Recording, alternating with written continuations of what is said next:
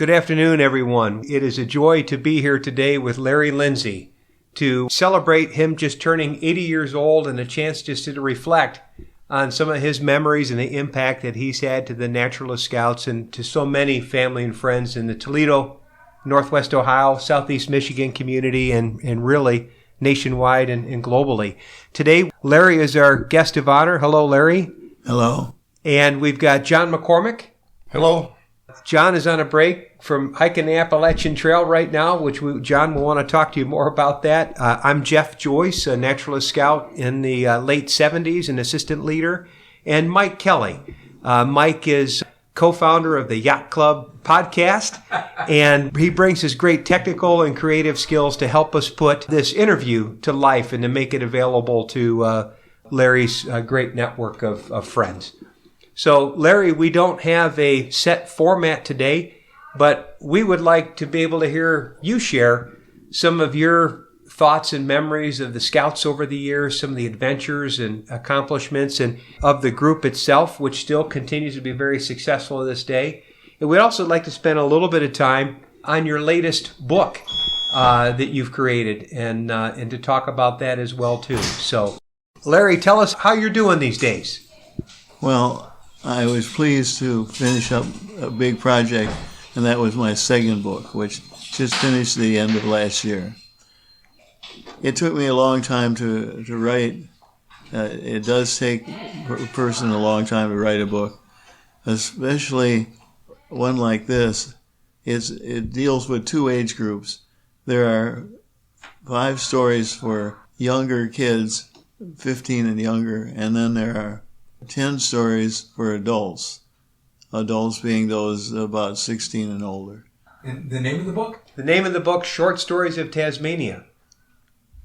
And I visited Tasmania 3 times to get ideas for this book. After the first time, I was very fascinated and wanted to go back again. So I can highly recommend going to Tasmania for those that would like to visit Australia. And it has a climate very much like Ohio.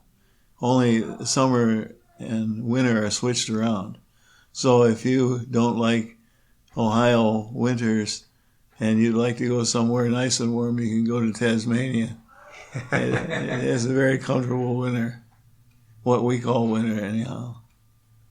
And your trips there over the years, Larry, were those all bicycling trips, or did you do any backpacking trips or other events while you were in Tasmania? The first one was a bike trip that I took with an organized company from there.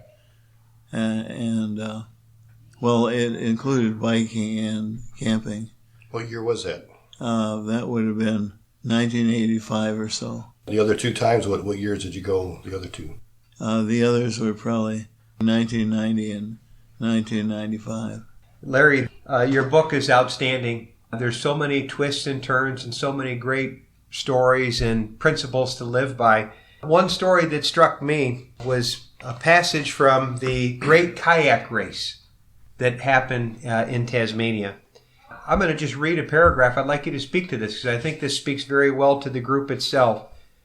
And it says this. Keith summed it up when he said, "Gold is just one of the 92 elements that happens to be valuable because it's rare. It might bring short-term pleasure to those who find it, but not long-term happiness.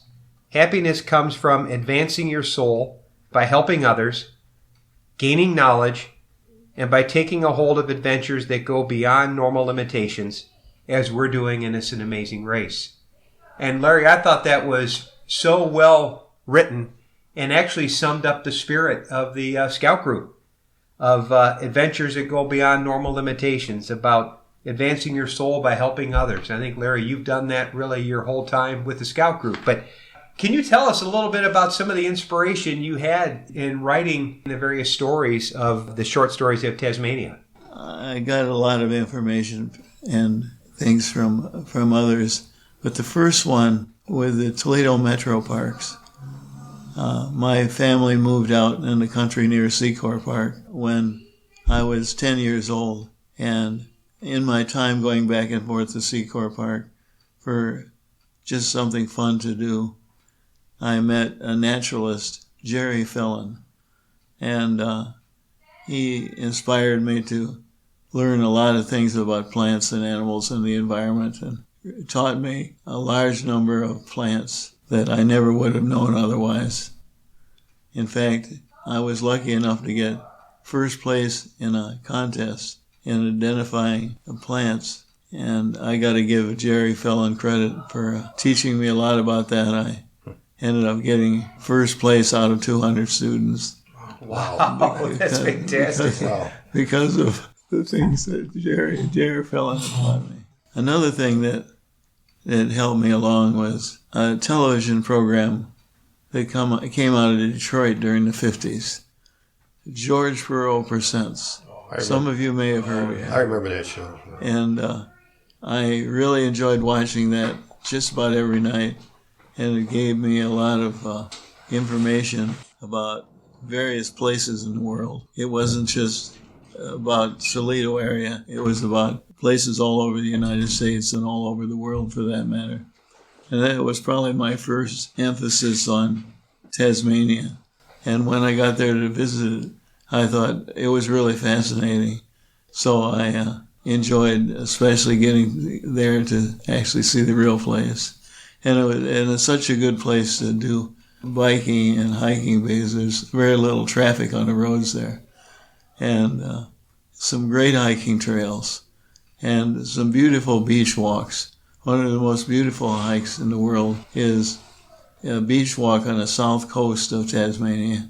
It's about 90 miles. They fly you into southwestern Tasmania, and then you hike back on the beach to Hobart, which is the capital. It's about 90 miles, and it takes about a week to do, but fascinating place. So that's how I got started with a lot of this stuff.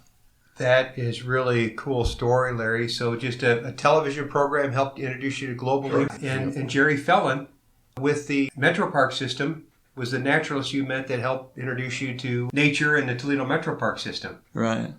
Larry, does that directly relate to why you wanted to become a park naturalist that you did for so many years of your career? Yes. How old were you when you started leading walks and becoming a naturalist? I started as a volunteer at Secor Park the summer that I was probably 12 or 13. Wow.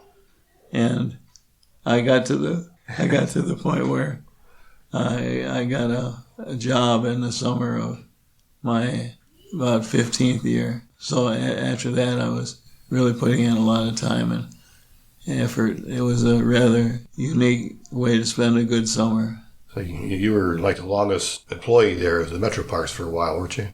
Probably still are. You had almost 50 years in, wasn't it? Yeah, I got in. When I retired, I had in 46 years at the Metro Parks. Wow.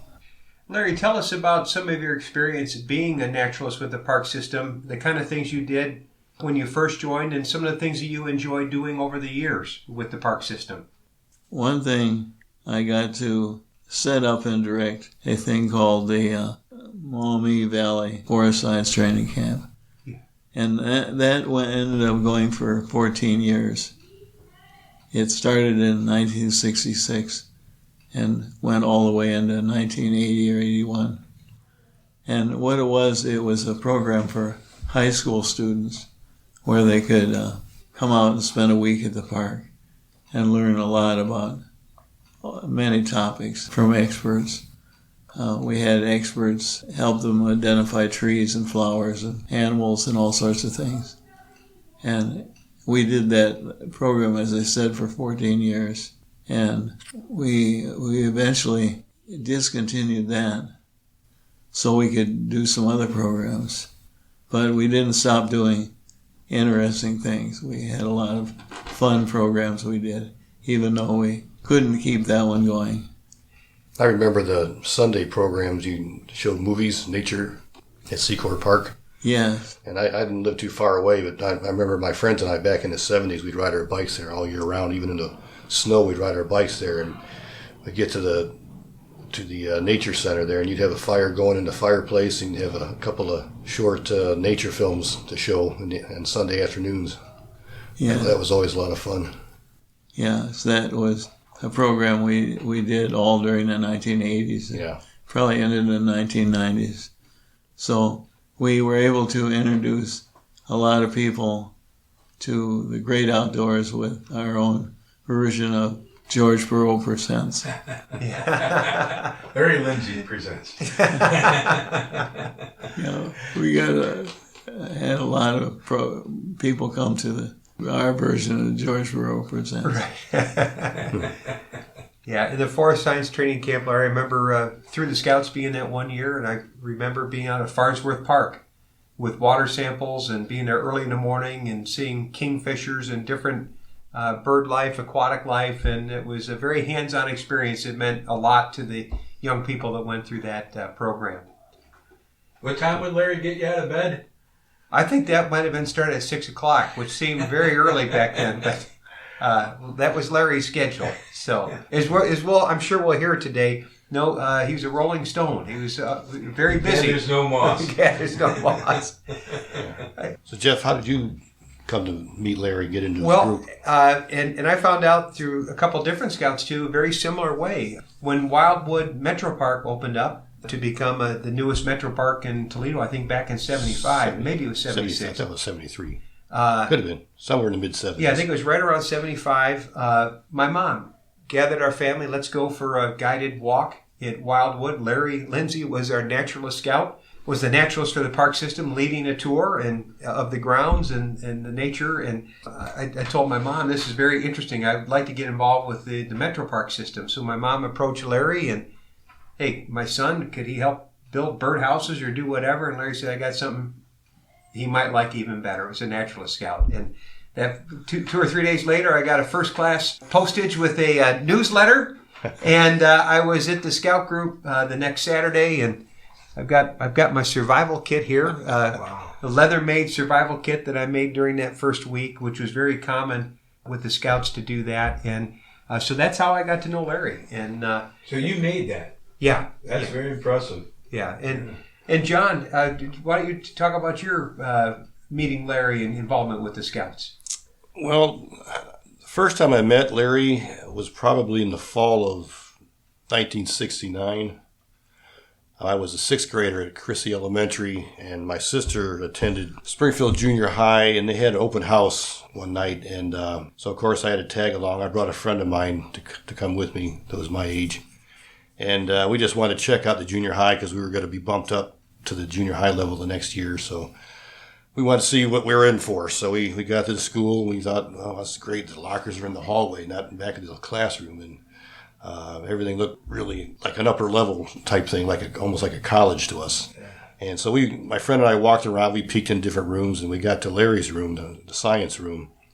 We kind of peeked in, and we went, wow, they had all the lab tables with the faucets on them, and we looked around. They had fossils and rocks and all kinds of things on display. And we looked up there, and here's Larry at the front of the room.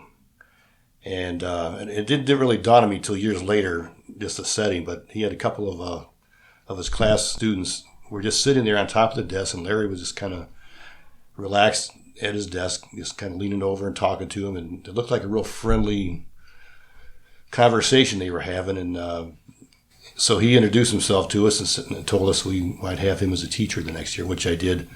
And it didn't dawn on me till later on that whole image of him being relaxed with the students and talking like that was pretty much the whole basis of his relationship with people. To have a teacher talking to his students on such a casual and friendly manner was really not something you saw much back then. So I had him as a teacher, and I was probably a mediocre in his class. I don't think I was on the radar for being recruited for the Natural Scouts, but I had a couple of friends through junior high and into high school that were in the group, and I'd always hear them, like Steve Neiman and Dennis Ducey were in the group, and some other people, Mark Trombla. And they'd come back and talk about these cool trips they took over the weekend or over the summer, and I'd gotten involved with the Boy Scouts with some friends of mine, and we'd go on these camporees, and it was kind of lackluster with imagination, but I always thought, man, I wish I was in this other group. I wish I was in the Natural Scouts. They do a lot of cool things. So when I was I think I was a sophomore, one of my friends who was good friends with Larry, got invited to go up to Cadillac, his property in Cadillac, over spring break. And so he invited another friend and myself to go with them. So Larry drove us all up there, and that was the first time I went camping with him. That was in the spring of 1974, I believe. You know, it was a good time, and I still wish I would have been in Larry's group. I ran into him here and there over the years. I'd see him at the parks, and I'd see him at the hardware store, things like that over the years. And then I think when I was about my mid-20s, I saw him at the grocery store, and he saw that I had a guitar in my front seat. And so I guess after that, he contacted me and wanted me to be in this movie he was making called My Side of the Mountain. It was like a remake of the movie. And it was this traveling folk singer fellow by the name of Bando, I think his name was it Bando? And he thought I could play the part of Bando in this movie. So He wanted you to be the star.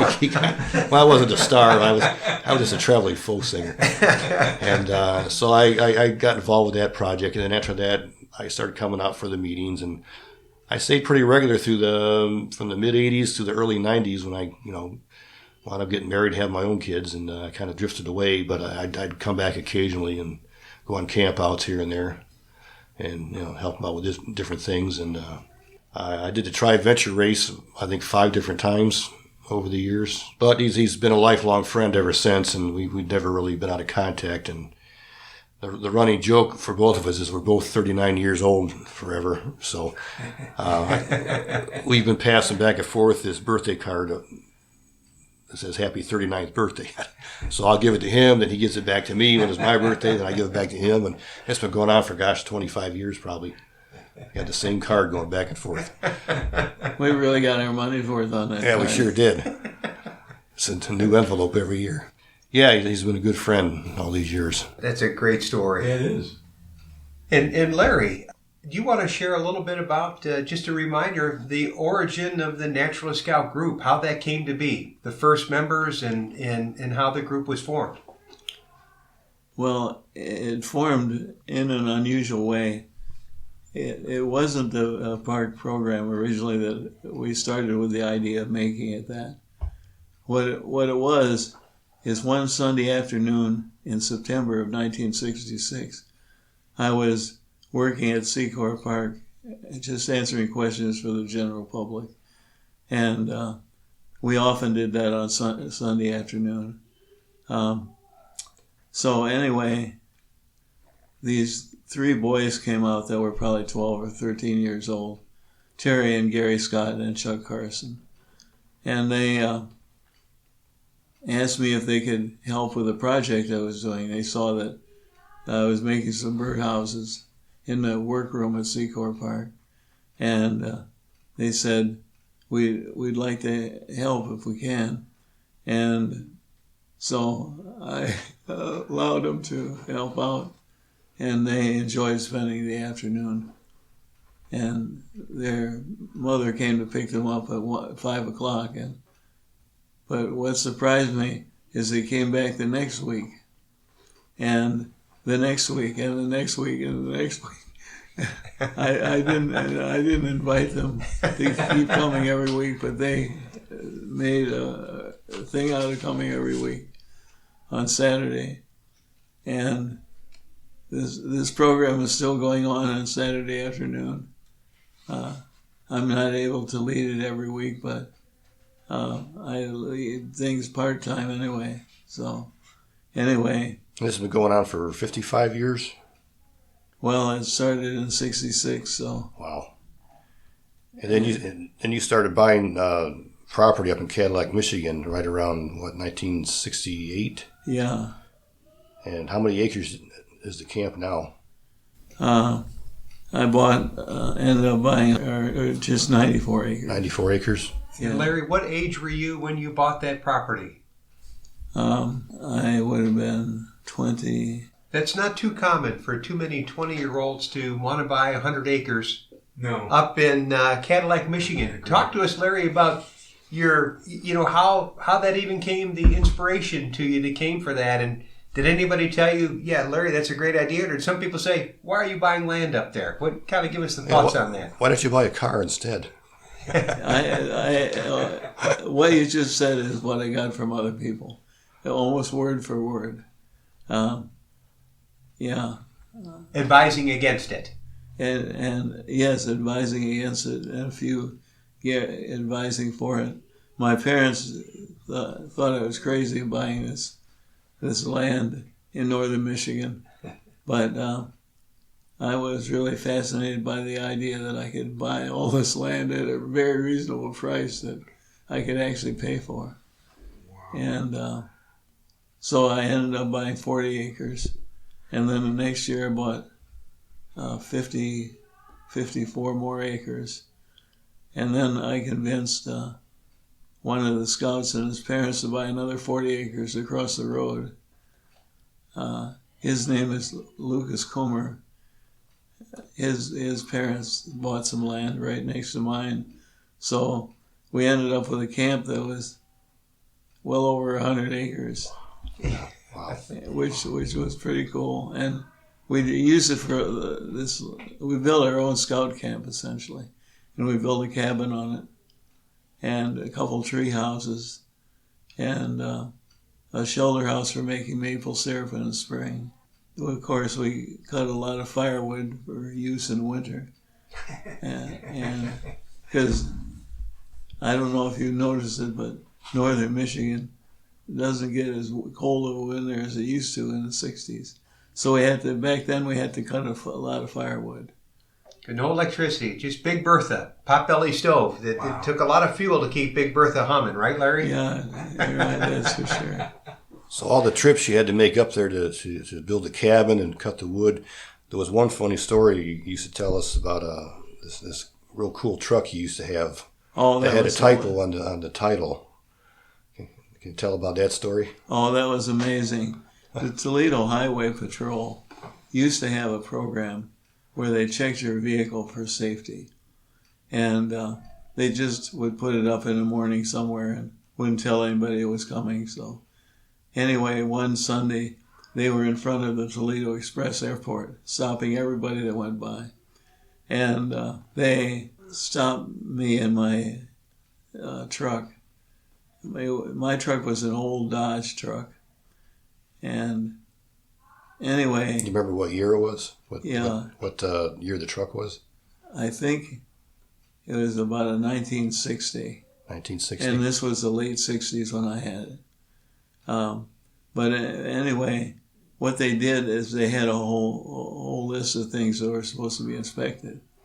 And they were on a postcard. And the police officer would check off the things that needed to be repaired on your vehicle. And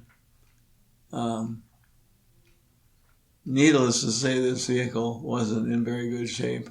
I got it really reasonable and didn't plan on keeping it very long. I planned on keeping it just a short while until I got the cabin built and a treehouse built.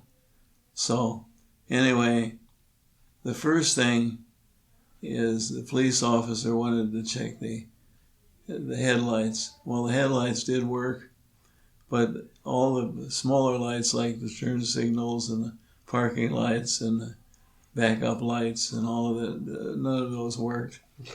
And another thing the police officer checked was he looked underneath to see what condition the exhaust system was in.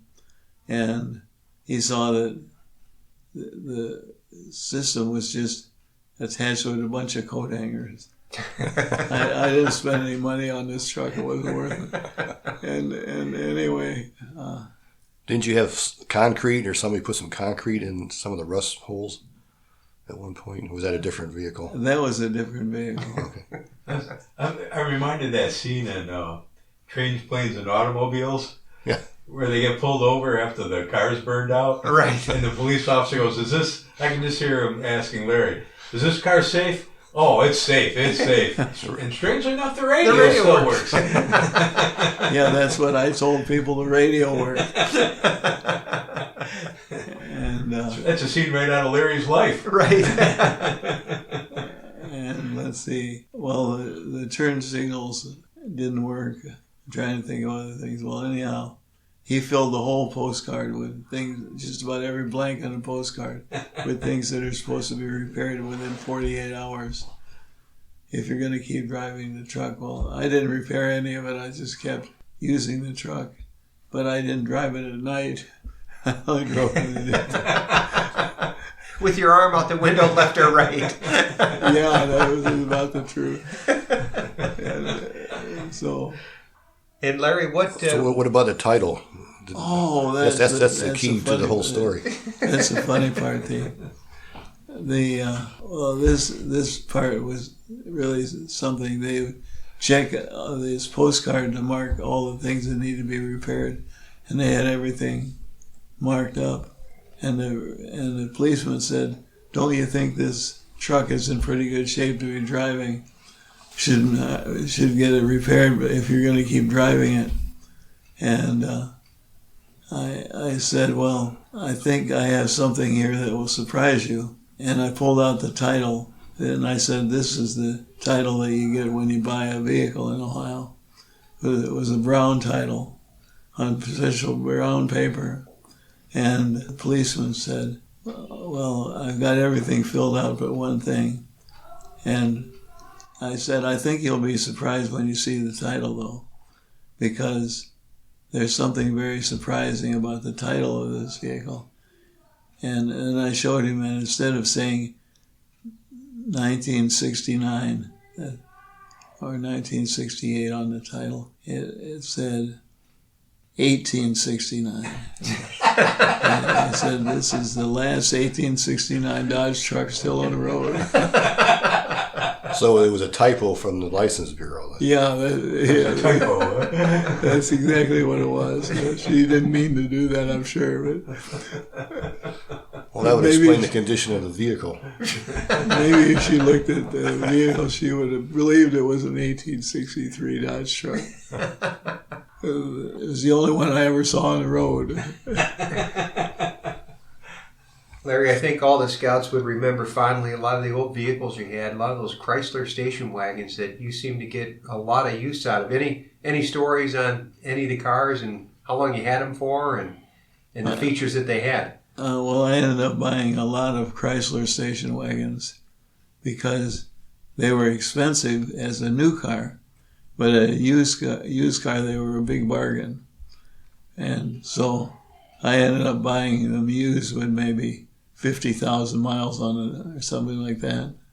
And I'd buy the station wagon because there'd be room for 9 passengers to ride inside. And we went everywhere. We camped, I think, in 39 states, which is all over the country, going to different places. One of the things I remember most about going on these campouts with you is when we would stop at a fast food place. We'd park the van or whatever you drove in the trailer in back of the fast food place in the parking lot. And when we all came out to the van, one of the kids would always run up behind you and grab your hat off your head. And then they would play keep away, and you would chase these kids around the parking lot for like a half hour, 45 minutes, and you would just be laughing hysterically while you're chasing. They're tossing your hat back and forth between each other.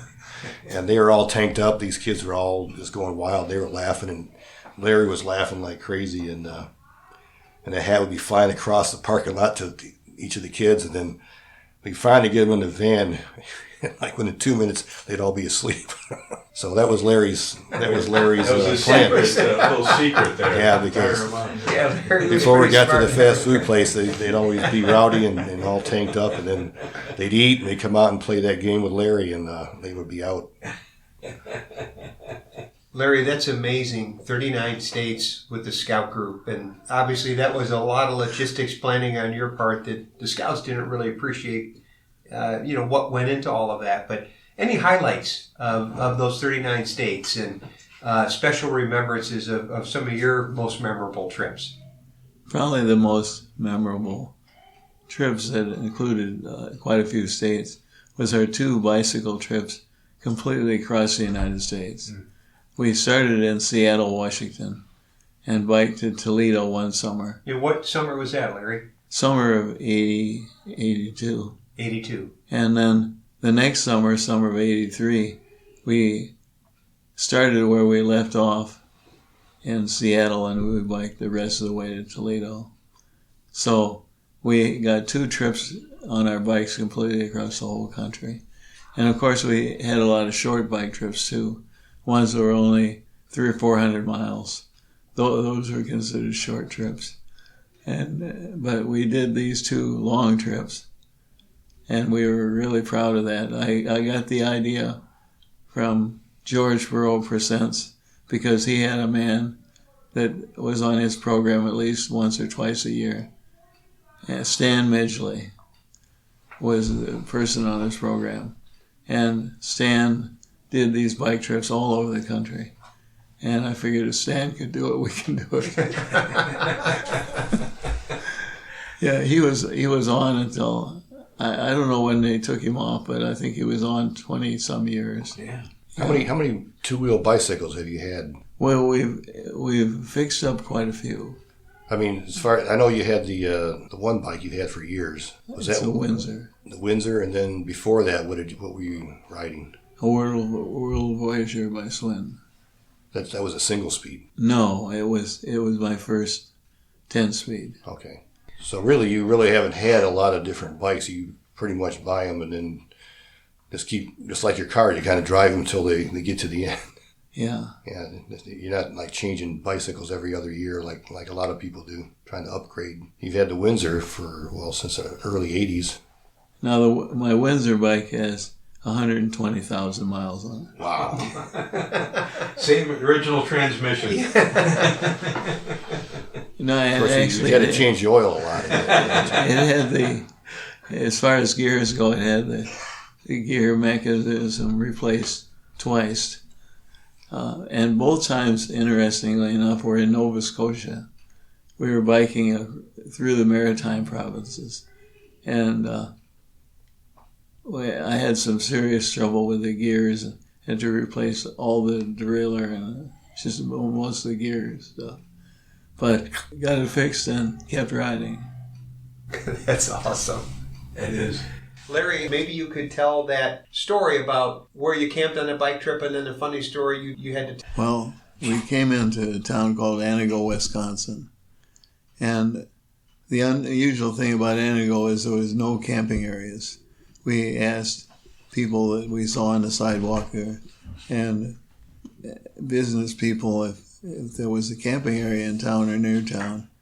And they all said no. Finally, we stopped at this one gas station and asked the guy, and he said, there's no campground, but there's a family that really likes biking that lives just down the street. And he pointed down the street a couple of blocks, and he said, if you go there and ask, I think they'll send you to a place you can spend the night. And so anyway, we got there, and the amazing thing that happened was the man who was in charge of the household there, he had a daughter and a couple of sons. Or she suggested that she ride a bike down to the bike shop. The ice cream shop? The Kemp's Big Dip? Yeah, she figured we'd really enjoy some of the flavors because they encountered 52 flavors. The ice cream. And so, anyway, we got down there, and the first thing that we saw is the police were directing traffic. There was so many people going to the ice cream store, they had to have the police direct traffic. Oh my gosh. And the place was just packed. That's inside. just normal, typical? Yeah. Wow. There must have been 50 people in line to get an ice cream cone. And their cones were only 89 cents. And for that, you got at least a quart of ice cream on your cone. And they had 52 flavors.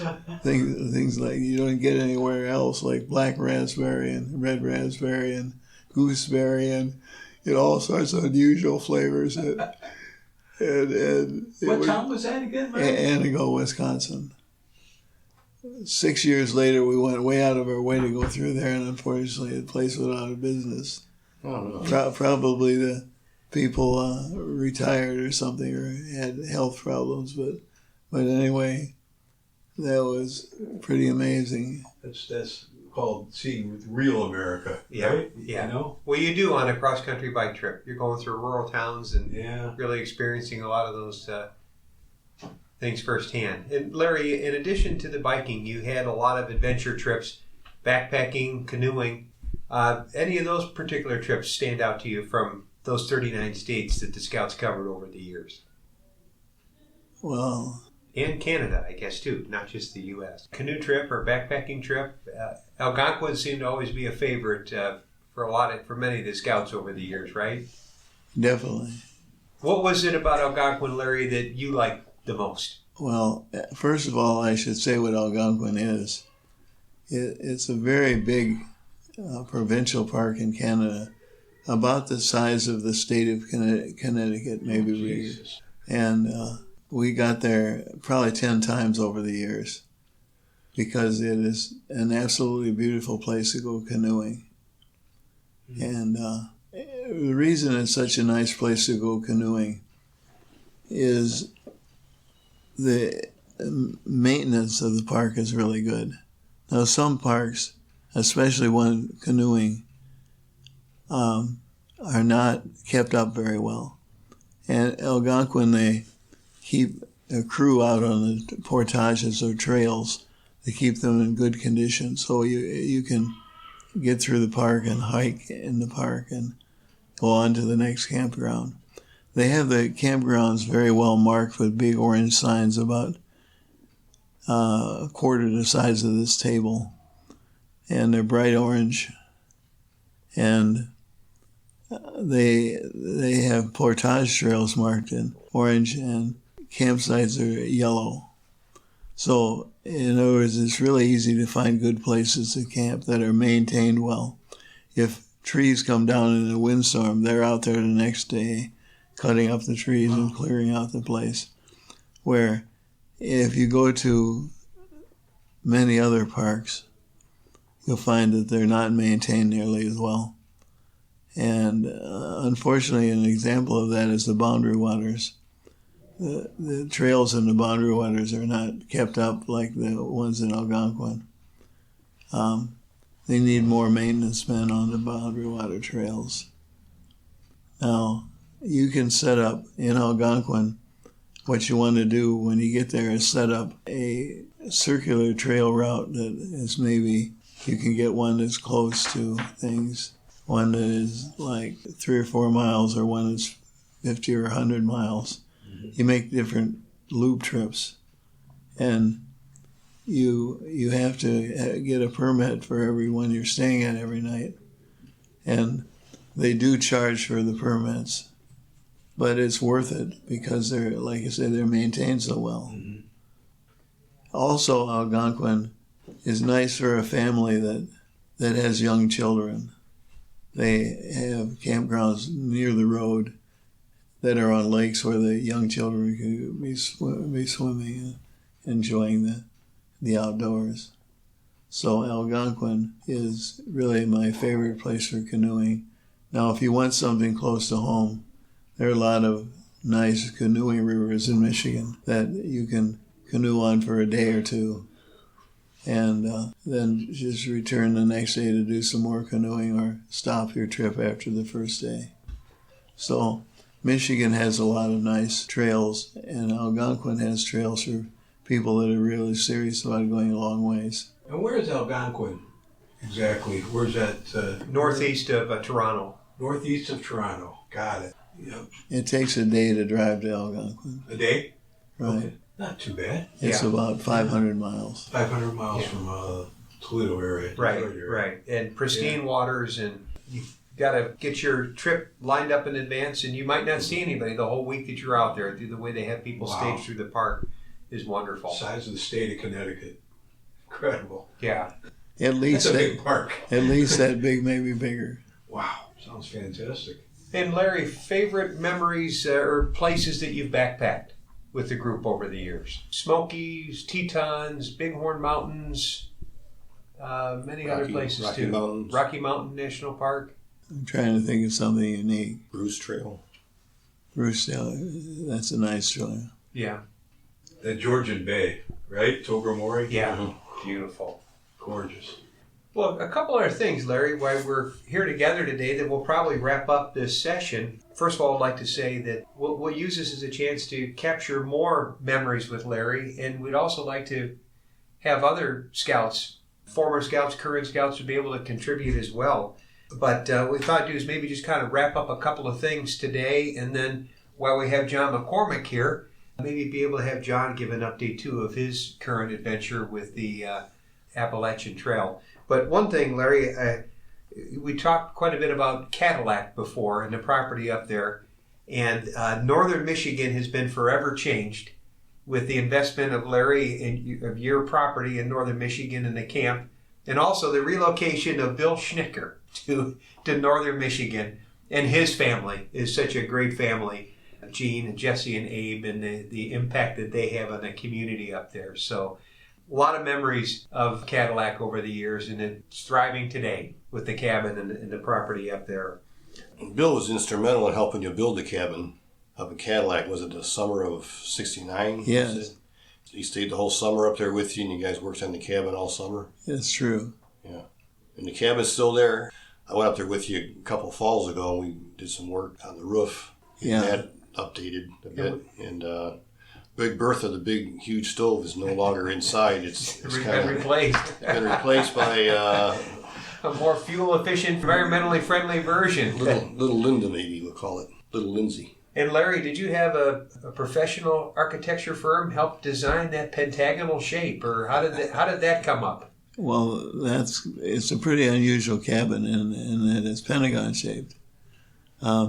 Most cabins are square, of course, or rectangular shape, but this one is unusual because it's unusual shape. The way this came about is after I had purchased this land, we decided we should walk around and decide where to build the cabin, and we ended up deciding on a nice place to build the cabin because we didn't have to cut down any trees. There was a clearing there. And so it made it simpler. We didn't have to dig up roots or move rocks. It was a nice open clearing. So we talked about what design we should have for the cabin. And I had this library book taken out showing some cabin designs. And we passed that around inside the station wagon. And we decided on, one of the kids said, this one is good. And I said, what's good about it? And he said, well, the clearing is round, and the cabin that we're going to build is round, so it's going to fit in there good. And so that's how we determined that shape. Is one of the kids had selected it from a whole bunch of different pictures of cabins. Now you had the fireplace in the middle of it. Right. The first time I went up there, it was an opening on both sides of the fireplace, and then it was about 10 years later I went up for a second time, and you close one of the sides off. And we're talking about the inside here. Yeah. At first the chimney leading to the cabin had two openings on two sides, and we decided that wouldn't be good to continue because it was rather smoky. The smoke didn't leave the cabin very easily. Didn't have a good draw. Right, didn't have a good draw. The double opening chimney ruined that. Yeah. And so that's when we decided to only have one side of the chimney open. Makes sense. How many pine trees did you guys plant up there? 8,000. You planted 8,000 pine trees? In one afternoon. They were no bigger than a pencil. And now they're 50 feet tall. Yeah, wow. It's just transformed that area. So Larry, you still own this property up there, right? Oh, yeah. Yeah, cool. But I've willed it to various people. Yeah, very, very generous. Yeah. And Larry, while we have the chance, maybe we'll just kind of, one more topic will be the short stories of Tasmania. And I think you talked about earlier 10 stories for older generation and 5 short stories. Today you've got a limited number of copies available. If any of the scouts wanted to purchase a copy from you, are there still a handful that they can contact you directly? I got about 10 of them. Okay. I think right now the way to go ahead and get one, we'll publish that separately, but it might be getting a hold of Larry or Lucas Kumar or John Losey But there could be a broader publication down the road, and if there's any news on that, we can report that to the group accordingly. Well, here, do you still use this email, Larry? LindsayLarry@gmail.com? Yes. Okay. In fact, maybe you could try that on your computer and see if it goes through okay. Okay. Yep, LindsayLarry@gmail.com. Yeah. And you're sure that works? Well, yeah, we're not guaranteeing that will work, but it should. Yeah. But if you were interested in getting a copy of the book. And it's at $20, Larry. Does that Yes. cover the cost of the initial printing? And then, and Larry, can you share how many years it took you to write this story and how you book and how 15. you went about it? 15 years. Oh, yeah. One of the things that I've learned about writing something is it takes a lot of years to do it, because what it is the first year you just write down something kind of sloppy. And then you let it set 2 years. And you rewrite it. And then you let it set another 2 years and rewrite it. And by the time you've rewritten the thing 5 or 6 times, you've really improved it a lot. And that's something probably most authors realize, that you improve your story by rewriting it after it has a chance to set, for you to think about it more and come up with things that you Good advice for writers. Makes sense. Yeah. Very good advice for writers. Well, especially you think about that balancing act. You had 15 stories in this book. Yeah. So you must have been just rotating between stories. Let one story sit for a little bit and you're working on others. And then you come back to the first story. Exactly. Yeah, that's an important thing I've learned about writing as a result of doing this book. I never knew writers did that. And that had to have been just a great sense of accomplishment when you actually saw the final copy of both the book Across, which you wrote a number of years ago, a fictional story about a boy bicycling across country by himself, and then Short Stories of Tasmania. That had to have been quite a feeling, those accomplishments. Yeah. Great. And Larry, there's drawings in both of the books that were done by one of my students. Yeah, that's that where I got brings a lot of life. Published? Yeah. Brings a lot of life to the stories. They're really well done. Oh, one of the stories. To really all the stories. But it just brings them to life a little bit more. I have a feeling travel to Tasmania is going to be a big uptick once this podcast gets out there. I think so. Get your tickets now before the dynamic pricing, surge pricing kicks in. That is really a nice place to go. That hike on the South Coast is amazing. You talk about the most beautiful hike you can go on. There you go. That's the answer to that question. South Coast Trek, which runs from extreme southwestern Tasmania to southeast Tasmania, is approximately 90 miles. And you can really, if you like photography, you can take some spectacular pictures there. There are these columns of rock like they have on the Oregon-Washington coast. And at sunset, you get these spectacular opportunities for pictures on the south coast of Tasmania. It's one of the most beautiful places I've ever been, at sunset and sunrise. So if you want to take a spectacular backpacking trip, definitely do the south coast. And you'd have to get a reservation in advance, of course, because there's a limited number that they're allowing to hike on that. But well worth it. One to add to the bucket list. Larry, this has been great reminiscing. So many things. And you've been a teacher to all of us and a lot of students here. But we're going to give a chance to turn the tables a little bit. The teacher, Larry, you get to talk to one of the students, John McCormick, who is in Toledo with us right now on a break from the Appalachian Trail. So, John, we'll let you turn it over too. Okay. If it wasn't for Larry, I would have never known about the Appalachian Trail, because I first learned about it when I was helping him out with his group when we'd go down the Smoky Mountains, and he talked about the Appalachian Trail, which goes right through the entire Great Smoky Mountains Park. That's when I first learned about it. So I can give Larry the credit for introducing me to the Appalachian Trail. Back in the 80s, I was still going to college, and the more I learned about it, the more I wanted to do it, and I thought, I vowed I was going to do it when I got my degree, when I got finished with college. So I was talking about it all the time, about doing the trail when I got out of college. And the problem was when I finally graduated, I was 32. And I saved up enough money to do the trail, but when I thought about it, it was like, well, I've got money to do the trail, but when I get done, I won't have any money left. And my car is on its last leg, so I won't have a car. I won't have any money. I won't have a job. I won't have any medical insurance. I won't have a place to live. And I'd been dating my girlfriend for about 5 years, so I wasn't sure if she's going to wait for me if I dilly-dallied another 6 months. So I did the responsible thing, and I went out and bought a good used car and an engagement ring. And I had to put the Appalachian Trail on hold.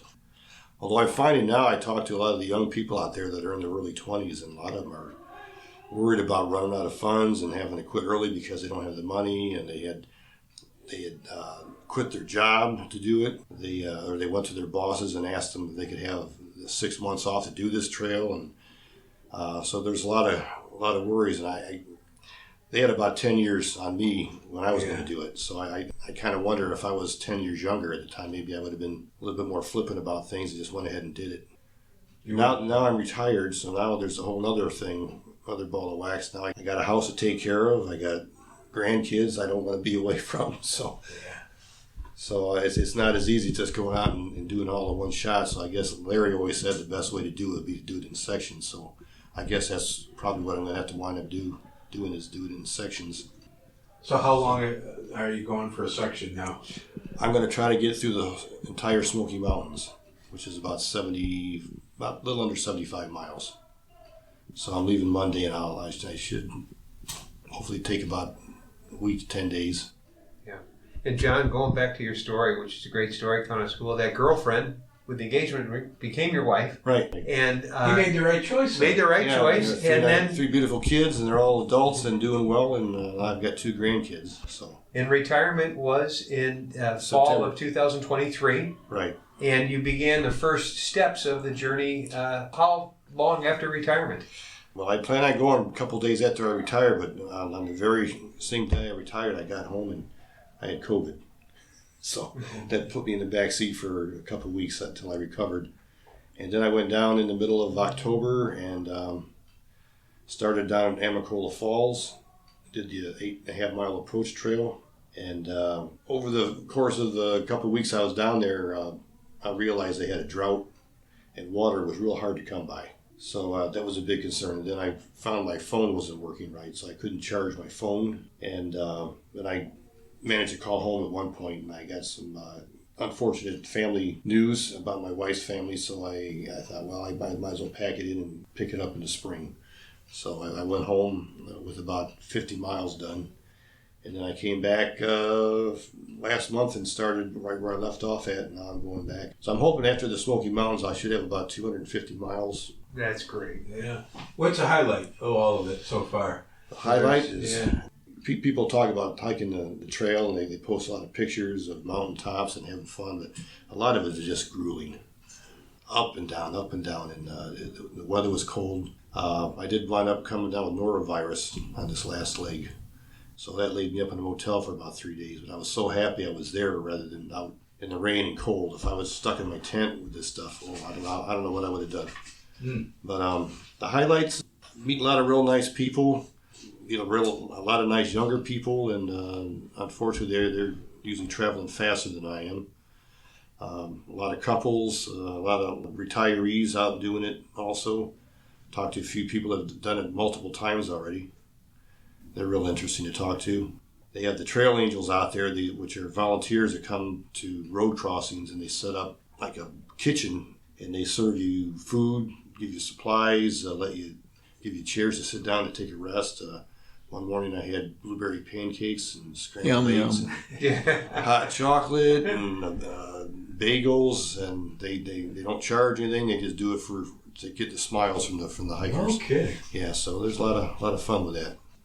Yeah. So it's the people. It's the people. It's the people. It's the people. Yeah. I guess that's the highlight. Is just the people you meet, and they come from different states, and a lot of nice conversations as you walk along. I met one guy that was 74, and he had done the trail. He's done the trail 3 times, and now he's just doing sections of it. But he's 74.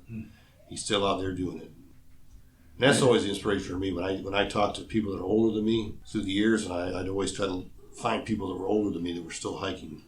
it kind of gave me inspiration. So now, Yeah. now I'm one of the older guys. So, Yeah, I'm hoping how did that happen, right? I'm hoping I can be inspirational to other people when I'm out there hiking. They find out I'm retired and I'm 65 or whatever it is. And, just a lot of nice people. Everybody's in the same boat. Everybody's going up and going down, braving the rain, braving the cold. A lot of camaraderie.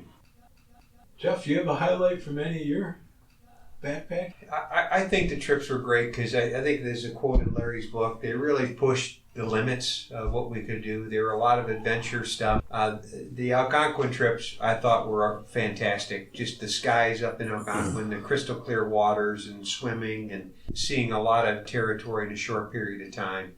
The biking trips were also a lot of fun. I didn't get to bike across the country with the Scouts, but I did take the route that Larry had done from Seattle to Toledo while I was in college with a friend, Eric Money, and that was a trip of a lifetime. It was a great adventure. So, yeah, I just look back at the Scouts and all the great trips that we had, but Larry, the structure that you put into the weekly meetings, the projects the Scouts were doing from Saturday to Saturday, the monthly trips that we did, it was a really wide range from snowshoeing to cross-country skiing, downhill skiing, canoeing, backpacking, bicycling. Making snowshoes. I've got snowshoes. You've got snowshoes. I've got a toboggan that I made for the group. Yeah. Orienteering. Yeah. Just a lot of different activities where it was really the totality of everything, which was great. And we tried to do things at the meetings that we could actually use on camping trips. For example, we taught them how to build a fire with no matches. Flint and steel. And that would come in very handy on a camping trip when it was cold and snowy and rainy. And the snowshoes we made, we actually used on a hike to Quaman Falls in Upper Michigan. We were, I'm sure, the only people there that had made their own snowshoes. That was a very memorable trip. It was very cold. The year that I did it, I know you did it, Larry, multiple times. It was probably around 76. Hiking from the lower falls to the upper falls. And that trail is some up and down, right along the Quaman River. And there are a few parts that we actually snowshoed on the ice. We were very careful how we did it, stayed close to the shore just because some of the trail was pretty rough to get through. But it's spectacular to see northern Michigan in the winter. A very unique beauty with the snow and the frozen Quaman Falls and the different colors, very, very unique. Yeah, we tried to do things that would be helpful. In other words, they were trips where we learned something and found them helpful, like making snowshoes and making a fire. Right. Did you guys ever play snowshoe softball at meetings? No, I don't think we did that. Yeah. Painted the softball orange, and everybody had to wear snowshoes. Yeah. And they played. Oh, yeah. That was a lot of fun for a few years when we did that. There wasn't any Willie Mays type plays then, chasing down the ball real quickly. Nobody ever knocked it out of the park. And Larry, we were speaking of snowshoes. Do you recall how you learned to make those? And wasn't there somebody that taught you the weaving of actually the cowhide? Yeah, I was trying to. I'm trying to remember what caused me to start on it. Was it somebody that you met up in Cadillac or Manton, not too far from the cabin, that knew how to do that? Yeah, we met a man from Manton, and he worked at the post office in Cadillac, and he had learned how to make snowshoes when he was a boy, and had made them all his life. And he was nice enough to take some serious time to help us learn how to do it. And he was surprised when we learned how to do it. He said he taught others how to do it, and they couldn't do it. And so he was surprised when we actually got it done. And that was the boiling of the wood. Was that white ash, Larry, or was it Yeah. white? And You had to soak it in a pond for a week or two, didn't you? The white ash, yeah, you had the wood cut in a 3/4 by 3/4 of an inch, and then like 12 feet long. And you soak the wood in a pond for at least a week. That's really incredible. And once the wood is soaked for a week, then you can bend it without breaking. and bend it around a frame. right. Now it also has to be boiled. You soak it in cold water for a week and boil it in clear, regular water for 12 hours. And then you bend the wood around a frame and you attach it to the frame for at least a week. And then it dries. And once it dries, you can put those pieces, Cross pieces in. And the center part is all made of cowhide, and the front Probably and only the a back. handful of people that know how to do that. Front and the back We is. need to take a picture of this. Yeah. These things are beautiful. Works of art. Yeah, they really are. And we must have made 50 pairs. Yeah, and I think the cowhide, Larry, you would get the hide and you would soak it in some type of liquid formula. Just plain water. Plain water, okay. To make it supple, to be able to cut it with a leather cutter. Oh, yeah, no, that you cut with a leather cutter. The leather. Varnishes. Yeah, and then it's a varnish. Once it's thoroughly dry, then you put 3 coats of varnish on it. But it's got to be thoroughly dry. And you probably still have the pattern, the mold to form the wood around. So if you wanted to go out and make some more snowshoes, you could do that today. If you wanted to. Yeah. Do you think you could still? Probably doesn't want to. Do you think you could still string them? Yes, I could, but it wouldn't be easy. Yeah. I know how to start. I know when you did mine, you just rattle them off like you're tying a shoe. I know, that's amazing. You weren't looking at a cheat sheet or looking at notes. You just sat there in the chair and did the whole thing verbatim. And Well, and I'm looking at the weaving. We're looking at a pair of snowshoes that were built by the Scouts, but even the way the pieces were stitched together to make a long. Yeah. So yeah, they really are. They really are. Yeah, So, I'm very impressed. Didn't you go to some kind of a outdoor fair where they were making snowshoes and the guy, you bet the guy you could do the weaving of the rawhide, and you did it and he was really surprised? Oh, yeah, that I did it, and he was surprised. Yeah, he didn't think anybody knew how to do it except for him. it was like a pool huckster. You know, hey, I've never shot pool before. Let me take you on in a game. I've never done a snowshoe, but let's put $20 on this that I can do. Well, Larry, thank you for spending the time today. It was great reminiscing Let's do it again. your background as Scouts. We want to do it again. Yeah, I think there's a lot of topics still to talk about. Maybe, John, we can tie that into one of your other breaks from hiking the trail. And certainly we'd love other Scouts to be able to join us as their schedules might allow. So Sorry we didn't give John Losey some time there, but was that John Losey? Yeah. Who stopped in? He stopped in to say hello to Larry, and because of technical issues, we weren't able to get John to participate. We'll in the get audio. John Losey and Lucas Coomer and other people on future ones. So I think one thing, Larry, you were talking about after your 80th birthday was what the Naturalist Scout Group had meant to you. And if you had won a lottery, would you trade that for what you have with the group? Did you want to maybe kind of share those thoughts that you shared as you turned 80? That's definitely true. If I had a choice of winning a lottery when I was, say, 50 and running the Naturalist Scouts, I'll take the Naturalist Scouts. Wow. It has been a great experience. And I've had a lot of boys that were fantastically enjoying it. It's really been a lot of fun for me. It's meant a lot to a lot of people. Yeah. A lot. The Scouts and even your students because you spent your entire professional career teaching school, science and biology, things like that. So Well, everybody I went to school with in Springfield that had you as a teacher always commented that you were their favorite teacher.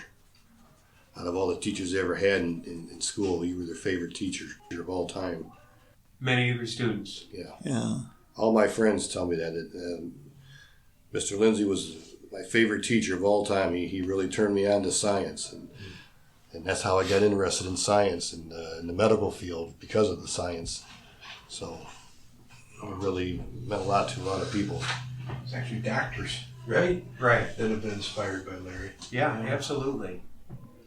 And Larry was talking about ecology and conservation ahead of its time, and there's a lot of terms today, sustainability and things to save the planet, but you really had an awareness of that, Larry, many years ago, and I think you inspired a lot of the scouts to make a lot of difference in their communities and your students too. Okay. Well, I think closing, book those travel tickets to Tasmania early, right? Before the rush. Before the surge. And we thank Mike Kelly for being here today and for helping us to capture this interview. And Mike's got a little bit of work to do to, not much, behind the scenes to not much. pull You guys this together. but you guys are naturals. This is really piece of cake. Let's do it again. All right, let's do it. Signing off. Okay.